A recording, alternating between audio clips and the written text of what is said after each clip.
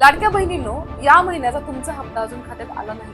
काही जणी म्हणतायत की पैसे थांबले आहेत, काही जणी म्हणतायत 1500 ऐवजी 2100 रुपये होणार, तर काही जणींच्या खात्यात अजूनही मागचा हप्ता दिसतच नाही. मग खरं काय आहे? सरकारने काही नवीन नियम लागू केलेत का? तुमचा हप्ता बंद होणार आहे का? आज या व्हिडिओमध्ये मी तुम्हाला सगळं स्पष्ट सांगणार आहे. काय लेटेस्ट अपडेट आहे, ई-केवायसी म्हणजे काय आणि तुमचे पैसे थांबू नयेत यासाठी नेमकं काय करायचं. गव्हर्नमेंट ऑफ महाराष्ट्राकडून सुरू असलेली मुख्यमंत्री माझी लाडकी बहीण योजना ही बंद झालेली नाही. योजना ही सुरूच आहे आणि सध्या अधिकृत रक्कम आहे 1500 रुपये प्रति महिना. 2100 रुपये बद्दल अजून चर्चा सुरू आहे, पण अधिकृत घोषणा अजून झालेली नाही. त्यामुळे कोणत्याही अफवांवर विश्वास ठेवू नका आणि 2100 रुपयेच येतील असे गृहीत धरू नका.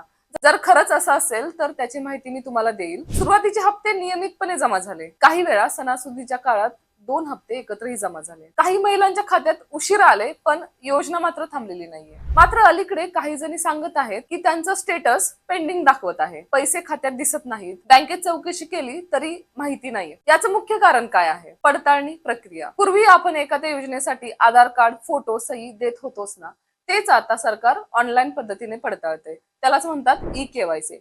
ई म्हणजे इलेक्ट्रॉनिक आणि केवायसी म्हणजे नो युअर कस्टमर.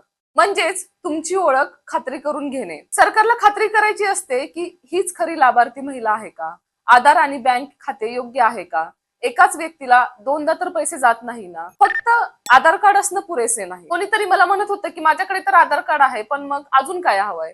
पण फक्त आधार कार्ड असणं पुरेसे नाही. आधार मोबाईल नंबरशी लिंक असणं गरजेचं आहे. आधार बँक खात्याशी जोडलेलं असावं.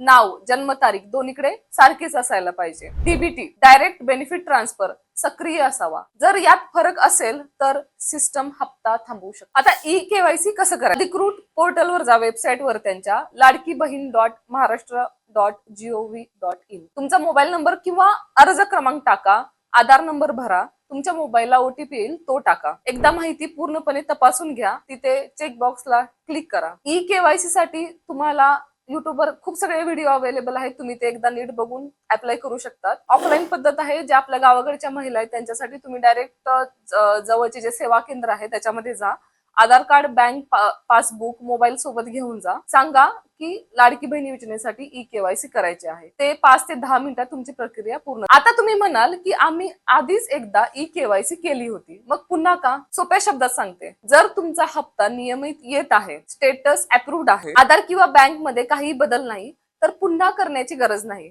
पण जर तुमचा मोबाईल नंबर बदलला, बँक खाते बदलले, आधार मध्ये नाव दुरुस्ती केली, स्टेटस पेंडिंग दाखवत आहे, तर पुन्हा ई-केवायसी अपडेट करावीच लागेल. हप्ता का थांबतो?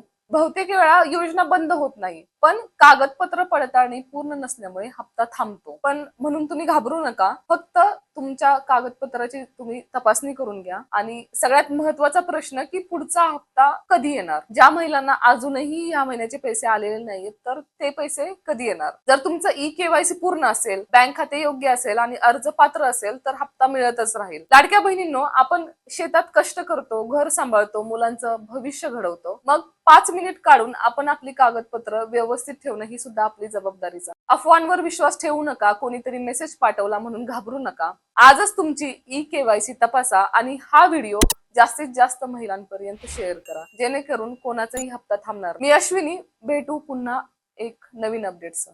धन्यवाद.